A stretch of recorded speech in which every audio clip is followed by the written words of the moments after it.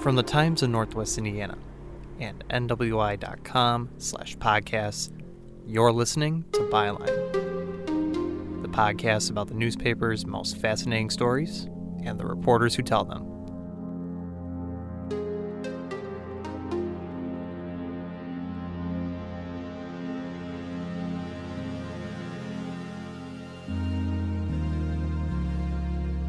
I'm Cale Wilk, and this time Byline examines a crash from long ago, deemed by some to be one of the first instances of a plane bombing. And then the motors revved up, and you could hear the sound clearly until it crashed, and then the sound disappeared.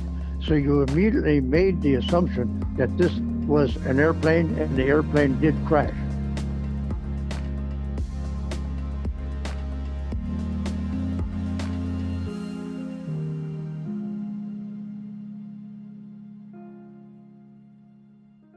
Within the last 100 years, the history of aviation has been unfortunately dotted with numerous events involving hijackings, bombings, and other crashes that have often ended in tragedy.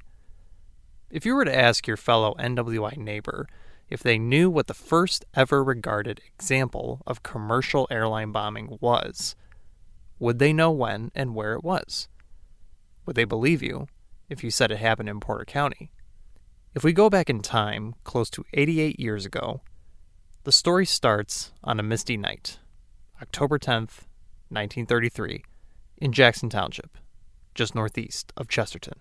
I'm probably the only guy alive that was actually at the scene, at the fire, standing looking at that airplane that's alive today, because you got to be at least 96 years of age to remember, because I was 9 at the time. That is the voice of Russell Boehm.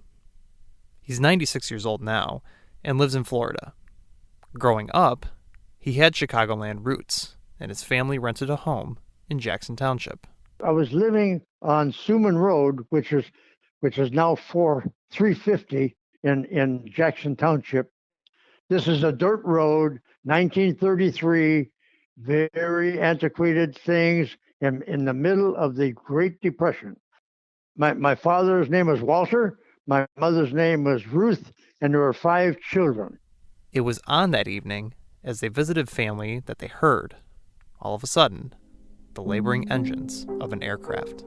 We were visiting a house about 1.25 miles south of the house we rented. All of a sudden, we heard loud noise, and it was coming from the east. It was about 9 o'clock, and we ran out the house, because it's a very exciting thing to see an airplane when you have never seen any, especially one that sounded that loud. And as we were running out the house, moving out of the house quickly, going out to see the airplane, if we could see it, it was kind of misty, and so you couldn't see real well through the sky. And suddenly there was an explosion. There was no visual view of the explosion, which we did not know was an explosion at the time. We heard a loud sound, I should put it that way, but we did not know what it was.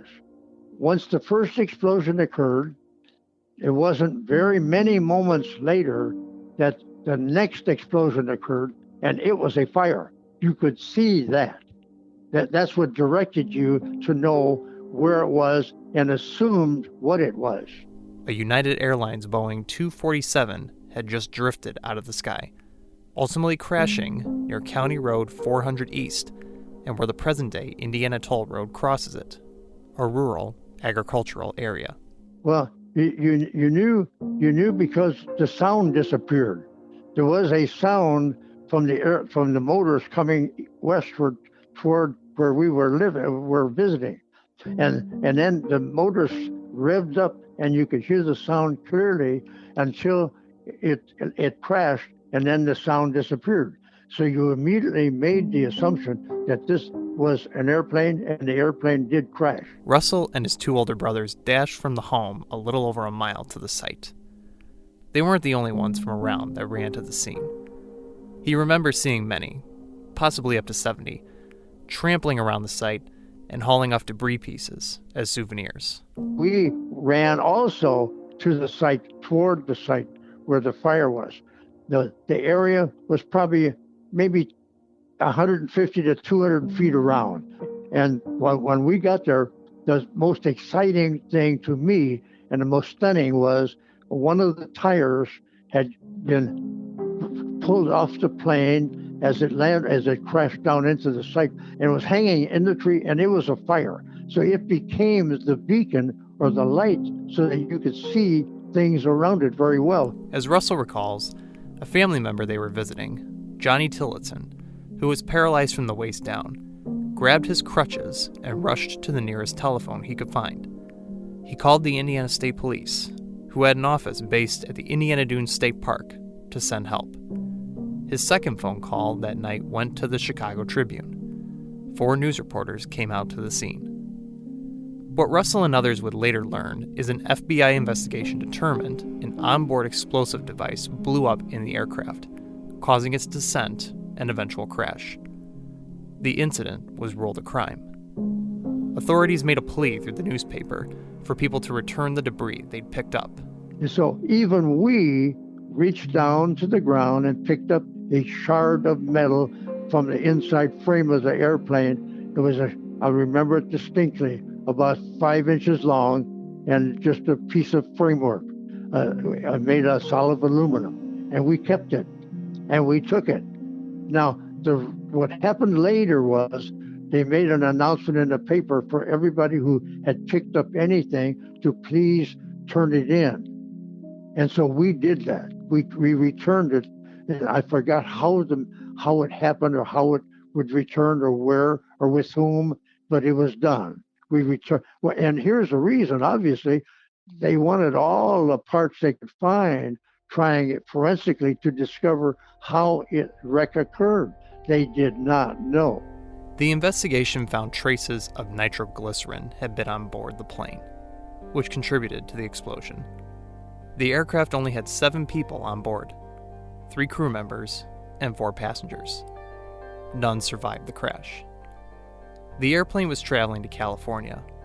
It had originated in New York City, but aircraft in those days didn't have the fuel capacity compared to modern-day models. This meant stops along the route, and this particular plane had landed in Cleveland for refueling before journeying on to Chicago. Investigators were unable to determine if the explosive device had been placed on board somewhere along the route or if it was carried on by a passenger or crew member. There was talk of a businessman that had boarded from the flight's beginning, but had refused to give up a particular package to be stowed away with other luggage, and he was reported to be standing away from others during the stop in Cleveland. Despite the passenger's odd behaviors, investigators did not determine anything questionable in his background. The cause of the crash still remains a mystery. My memory tells me that we went to school the next day and we discussed it animatedly between us about what we saw and the excitement that was about, because this was the event of the year in Jackson Township. I mean, nothing happened there except corn and wheat and oats and horse manure, you know. That's all that happened there.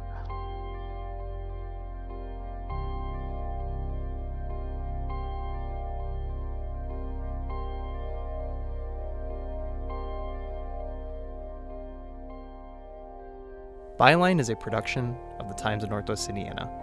You can find all of our episodes at nwi.com. Reporting for this episode came from Bob Casarda. We'd like to thank Russell Boehm and Brian Alaspa for providing various information for this story. If you have suggestions for an episode topic or want to share your thoughts, drop an email to kale.wilk@nwi.com. I'm Cale Wilk, and from the Times of Northwest Indiana, thank you for listening. See you next time.